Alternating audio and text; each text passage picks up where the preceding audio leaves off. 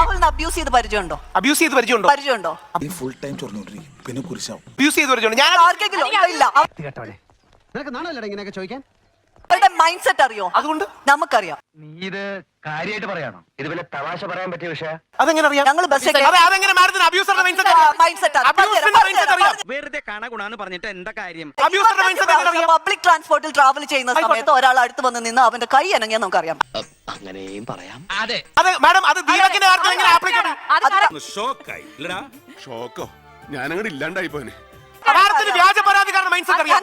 മാഡത്തിന് വ്യാജ പരാതിക്കാരുടെ mind set അറിയാം? എനിക്കറിയില്ല. അറിയാം. പെണ്ണുങ്ങളായ ഇങ്ങനെ തന്നെ വേണം. അത് ചോദിക്കാൻ നമ്മളാരാ? കേരളം കണ്ട ഏറ്റവും വലിയ മുഖ്യമന്ത്രിയായ ശ്രീ ഉമ്മൻചാണ്ടി വ്യാജ പരാതിയിൽ കുടുങ്ങിയ ആളാണ്. അപ്പൊ ഞാൻ പൊട്ടനാ? ഇത്രയും ഞാൻ ചെയ്തുകൊണ്ടിരിക്കുന്നു, ഞാൻ പൊട്ടനാ? നിവിൻ പോളി എന്ന വ്യക്തി കൊച്ചി നിൽക്കുമ്പോ ദുബായ് വെച്ച് റേപ്പ് ചെയ്തു എന്ന് പറഞ്ഞു. 10-100 പേരുടെ മുന്നിൽ വെച്ച് അയാളുടെ തൊലി ഉരിച്ചത്. ആ പെൺകുട്ടിയോട് പോലീസ് സ്റ്റേഷൻ പെൺകുട്ടി എന്ത് പറഞ്ഞറിയോ? ഉറക്കപ്പിച്ചിൽ ഡേറ്റ് മാറിപ്പോയതാണ്. നാണല്ലോ തനിക്ക് ഇങ്ങനെയൊക്കെ ചോദിക്കാൻ. ബേസിക്കലി മൊത്തത്തില് എല്ലാ കാര്യത്തിലും അല്പം നാണക്കുറവുള്ള പാർട്ടിയാ ഞാൻ.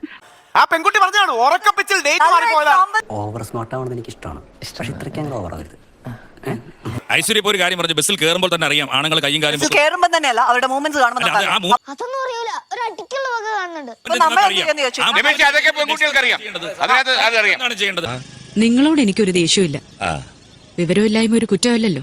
അതെ, അങ്ങനെ നിങ്ങൾ നെക്സ്റ്റ് ആദ്യമൊക്കെ എനിക്ക് അറിയില്ലായിരുന്നു റെസ്പോണ്ട് ചെയ്യാൻ.